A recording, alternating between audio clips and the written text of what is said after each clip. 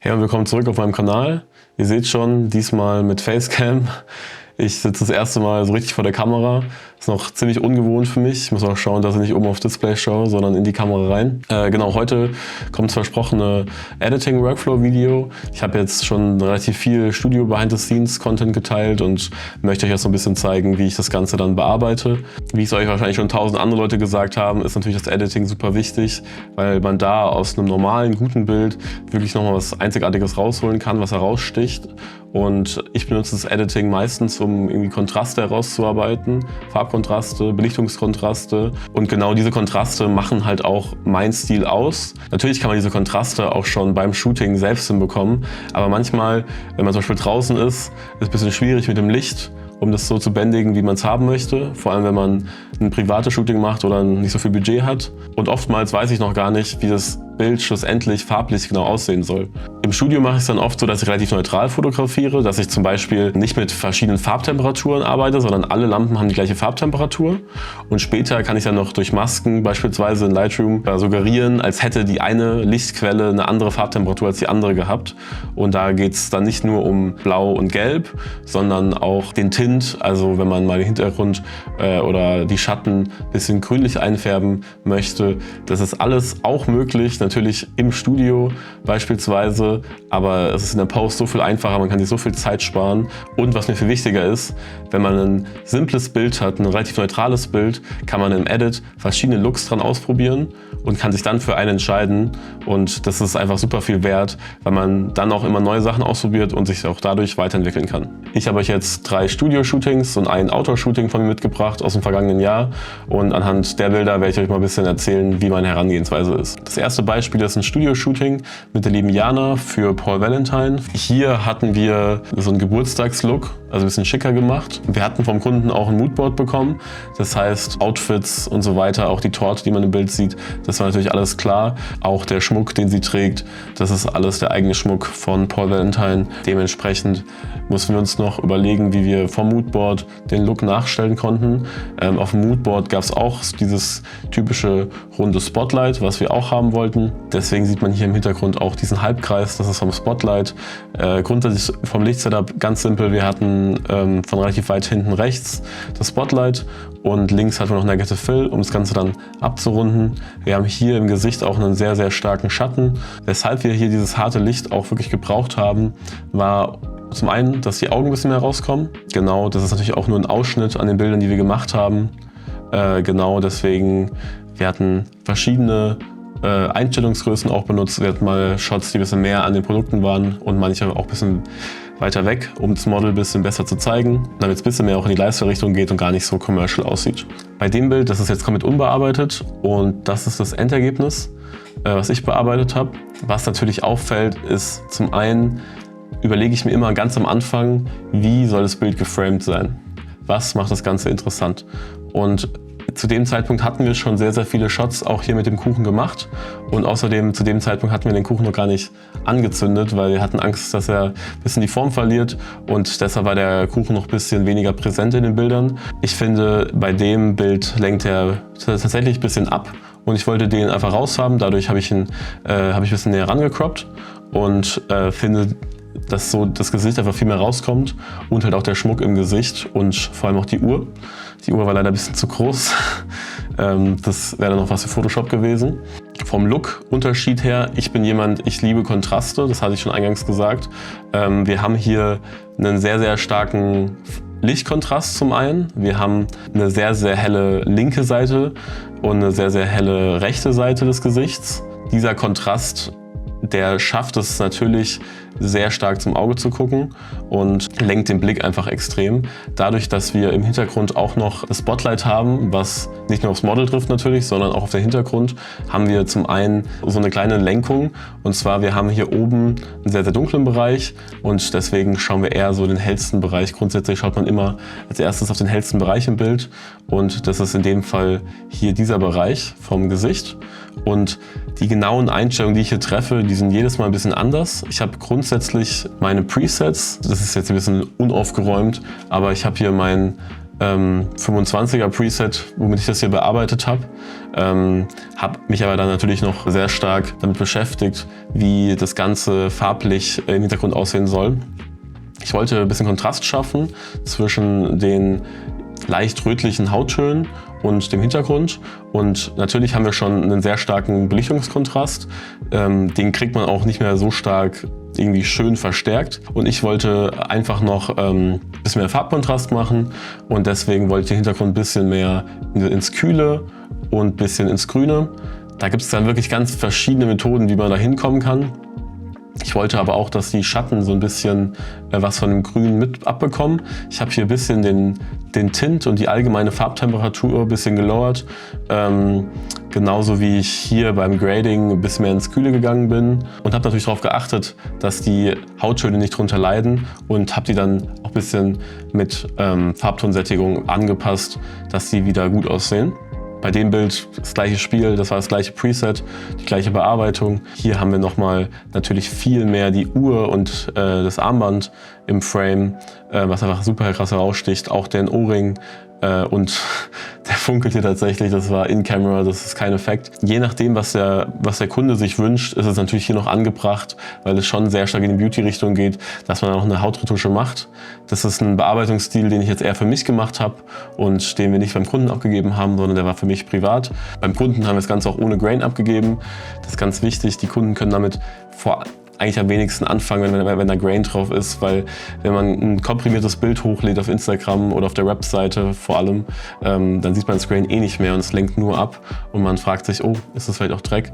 Deswegen, ich muss mir auch selbst an die eigene Nase fassen, dass ich finde das Grain oder allgemein ein bisschen weg von diesem digitalen Look, von diesem super scharfen Look wegzukommen, finde ich super schön, aber für manche Sachen, vor allem im Beauty-Bereich, macht das leider oftmals überhaupt keinen Sinn. Deswegen muss man sich immer an dem Kunden anpassen und dann die Bilder auch so bearbeiten, wie er es natürlich auch braucht. Ich mache es oft so, dass man dem Kunden dann verschiedene Looks erstellt und er sich dann welche aussuchen kann und man dann gemeinsam quasi einen Look erarbeitet, wo ich trotzdem noch sage, hey, das ist ein geiles Bild, das ist eine geile Bearbeitung. Ich jetzt aber nicht trotzdem meine Ego-Schiene fahre und da mein komplett eigenes Ding draus baue, womit der Kunde auch nichts anfangen kann. Das ist auch Quatsch, davon hat keiner was. Eine Sache, die ganz wichtig ist, wenn man mit einem Spotlight arbeitet, ist, dass das Spotlight natürlich extrem krasses Licht an einer Stelle bündelt. Und alles, was außenrum ist, was im Schatten liegt, wirkt dann extrem dunkel.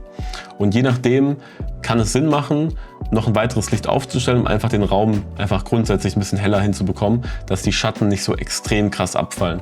Hier erinnere ich mich, glaube ich, auch daran, dass wir noch so ein Raumlicht hatten. Einfach irgendein Licht gegen irgendeine weiße Wand gebounced. Ganz, ganz leicht. Einfach, dass uns hier nicht so komplett absäuft. Hier bei dem Bild zum Beispiel, da wollten wir den Look ein bisschen extremer haben. Da hatten wir kein zusätzliches Licht. Da haben wir einfach nur Spotlight draufgehauen. Und sie steht auch hier sehr nah an der Wand. Und dadurch bekommen wir auch diese starken Schatten von ihr und natürlich auch von den Ballons, die das Ganze viel interessanter aussehen lassen. Und hier sieht man mal auf der Uhr, was es ausmacht, wenn man mit einem harten Licht auf Schmuck drauf leuchtet. Das sieht halt direkt super toll aus. Natürlich, je nachdem, was der Kunde braucht, kann es auch Sinn machen, das komplett soft zu fotografieren, weil in hartem Licht wirkt das Ganze nochmal ganz anders und manchmal kommt die eigentliche Farbe gar nicht raus. Also wenn man Shopbilder produziert, dann muss man auf jeden Fall immer aufpassen. Diese ganze farbliche Separierung, dass ich jetzt nur den Hintergrund farblich anpassen möchte, nicht den Vordergrund, kann man natürlich auch einfach mit Masken machen. Und das zeige ich euch jetzt an einem anderen Beispiel. Hier ist das zweite Beispiel mit der lieben Nina. Das war ein freies Projekt und hier habe ich den Hintergrund mit einer Maske eingefärbt. Beim Shooting selbst wusste ich noch gar nicht, in welche Richtung das gehen soll, farblich. Ich wusste, dass ich den Hintergrund irgendwie farblich einfärben möchte, weil ich schon durch den Belichtungskontrast, den wir durch das Spotlight hier wieder haben, oder das war kein Spotlight, glaube ich, das war eine Fresnel-Linse, wir schon einen sehr, sehr großen Belichtungskontrast haben und ich wollte auf jeden Fall noch einen Farbkontrast hinbekommen und den wollte ich auf jeden Fall ziemlich stark machen und hier ist das Endergebnis. Und das farblich ohne Masken zu bearbeiten, ist nahezu unmöglich. Weshalb ich mich für eine Maske entschieden habe und es nicht vor Ort gemacht habe mit irgendwie Farbfolien und so weiter, liegt auf der Hand. Zum einen wusste ich nicht, welche Farbe ich möchte. Es sieht, so einen Look im Studio hinzubekommen, ist deutlich, deutlich schwieriger, als man denkt. Und außerdem fällt es, vor allem wenn eine Farbe drauf ist, immer sehr, sehr schnell auf, wenn Licht irgendwo hinkommt, wo es nicht hinkommen soll. Zum Beispiel im Gesicht. Aber hier wollte ich die Hauttöne auf jeden Fall bewahren und dann habe ich ein bisschen rumprobiert und habe mich für einen relativ starken Blauton entschieden. Das Ganze habe ich hier einfach über eine Maske gemacht und habe dann hier Temperatur und Tint ein bisschen runtergezogen. Genau, das ist das nachher und das hier ist das vorher. Beim Vorher sieht man eigentlich, dass ich es relativ clean gehalten habe. Also hier hätte man alle Möglichkeiten noch gehabt. Dadurch hätte man halt sich auch für was eher Wärmeres entscheiden können. Also da wäre wirklich noch alles offen gewesen. Das ist auch ein cooler Look. Mit ein paar Klicks kriegt man da was hin und es wirkt nicht unrealistisch. Natürlich kann man das hier noch feintunen, die Masken und so weiter. Je kleiner die Bearbeitung, desto weniger muss man feintunen oder desto weniger merkt man das, dass da was verändert worden ist. Und für sowas hätte man früher auf jeden Fall Photoshop gebraucht. Mittlerweile ist das in Lightroom sehr schnell gemacht. Und das Tolle ist halt, dass wenn man das Ganze dann synchronisiert mit anderen Fotos, diesen Look, dass man das ganz schnell übertragen kann, ohne dass man die Maske nochmal neu irgendwie machen muss. Ja, das ist schon echt ein riesen Vorteil von Lightroom mittlerweile. Noch ein weiteres Bild, vorher und nachher.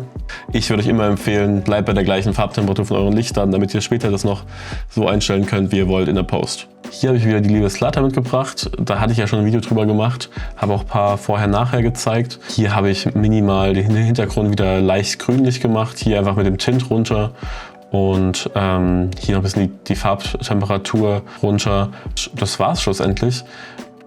Wenn ihr euch fragt, wie ich diese Masken gemacht habe, das ist natürlich kein Hexenwerk. Da muss man einfach hier aufs Plus, Person auswählen. Und dann kann man sich entweder hier entscheiden, darüber die Person auszuwählen. Da kann man dann auch separieren zwischen Haut und so weiter, Haaren, das ist auch super praktisch. Man kann aber natürlich auch hier direkt Motiv auswählen.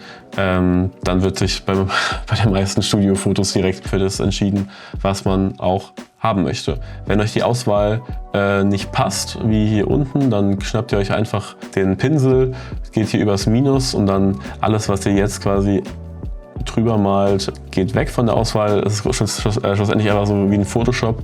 Natürlich könnte man hier auch noch in Photoshop einiges machen, vor allem bei der Haut. Aber ich mag das immer, wenn es ein bisschen natürlicher ist und nicht so super krass überarbeitet und man fast denken könnte, dass die Leute Wachsfiguren sind. Also das halte ich immer sehr im Rahmen. Aber natürlich, wenn es gewünscht ist, wenn es gefordert ist, dann mache ich das natürlich auch gerne. Die ganzen anderen Einstellungen hier, das ist alles vom Preset. Wenn ihr euch dazu interessiert, schreibt es gerne mal in die Kommentare, dann mache ich dazu auch noch ein Video. Genau, hier haben wir noch ein zweites Vorher-Nachher.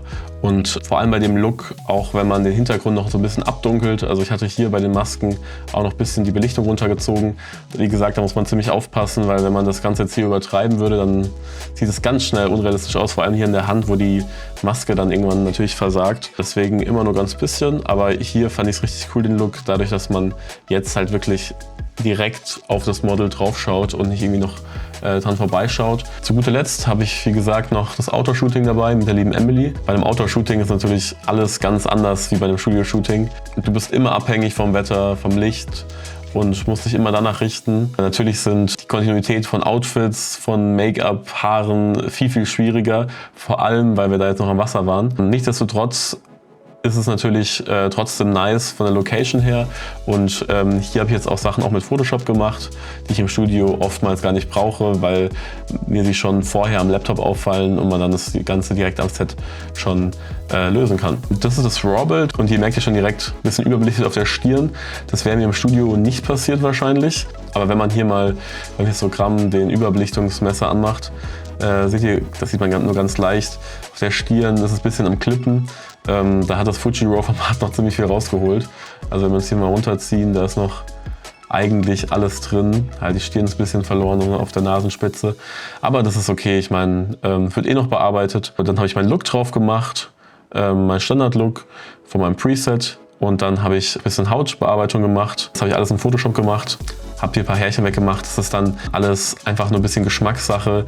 Die wurden ein bisschen stark angeleuchtet. Deswegen dachte ich mir, das sieht ein bisschen besser aus, wenn man das ein bisschen wegmacht. Bei dem Bild wieder das gleiche Spiel, war relativ dunkel im Vergleich dazu, wie hell die Sonne im Hintergrund war. Wieder leicht überbelichtet, aber das müsste das RAW-Format noch komplett packen, genau. Wenn ihr hier oben auf das Dreieck drückt, da wird euch wie gesagt gezeigt, wo was ausbrennt im Bild und ist immer relativ praktisch, um dann im Nachhinein zu sehen, wo man es verkackt hat. Aber hier ist es noch komplett im Rahmen.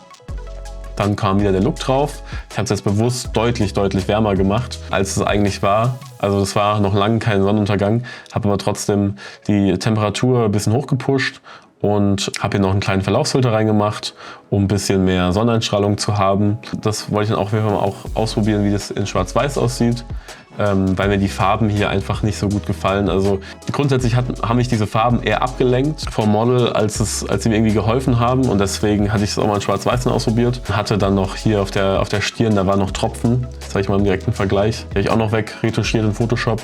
Für sowas ist dann Photoshop natürlich dann viel besser geeignet, als in Lightroom hier über diese Repair-Tools zu gehen. Das Bild ist dann auch schwarz-weiß geworden. In Schwarz-Weiß konzentriert man sich halt nur auf diesen Belichtungskontrast und wird nicht von irgendwelchen Farben abgelenkt. Hier beim letzten Bild wieder gleich Spiel. Es wirkt wieder so ein Ticken zu hell im Gesicht, aber das noch im Rahmen. So sieht es mit Bearbeitung aus. Ich bin super happy mit den Bildern. Hier mag ich das sehr, wie sich die Hauttöne teilweise noch in manchen Teilen der Blätter widerspiegeln, da sie relativ warm angeleuchtet werden vom Sonnenlicht und sie trotzdem sehr viel Kontrast halt im Gesicht hat. Also ich finde, das sieht einfach interessant geleuchtet aus, auch mit dem dunklen Hintergrund. Das gefällt mir sehr gut. Das wäre es jetzt gewesen von meinem ersten YouTube-Video. Ich glaube, es hat wieder Überlänge erreicht, diesmal noch ein bisschen mehr als die anderen Videos. Wenn ihr noch irgendwas habt zum Thema, wie genau mein Preset aufgebaut ist, ob ihr Interesse am Preset habt, was ich in Photoshop mache, wie meine Hautretusche aussieht, oder was auch immer, schreibt mir das gerne in die Kommentare. Dann mache ich dazu auch noch ein Video. Danke fürs Zusehen und wir sehen uns beim nächsten Mal. Ciao.